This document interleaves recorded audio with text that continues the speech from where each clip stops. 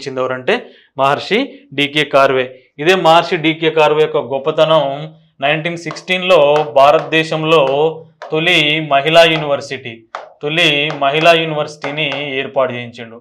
తొలి మహిళా యూనివర్సిటీ, దీని యొక్క పేరు ఎస్ఎన్డిటి. గుర్తుంచుకోండి, ఎస్ఎన్డిపి వేరు. శ్రీ నారాయణ ధర్మ పరిపాలన యోగం, నారాయణ గురు 1903 యజవా తెగ అని చెప్పిన కేరళలో అగ్రకులాల వారికి వ్యతిరేకంగా పాటుపడ్డాడు. యజవా అనేది కల్లుగీత కార్మికుల గురించి అని చెప్పిన.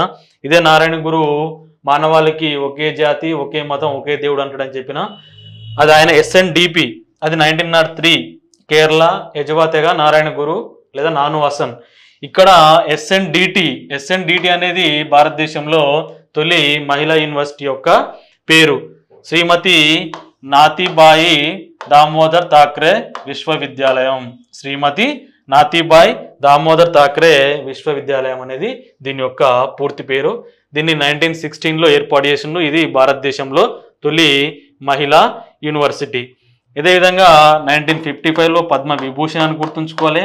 1958లో భారతరత్న, అత్యధిక వయసులో లేదా శతాధిక వయసులో భారతరత్న అవార్డు పొందిన పెద్ద వయస్కుడు కూడా ఎవరంటే డికే కార్వే. పూర్తి పేరు అంటే దొండు కేశవ్ కార్వే.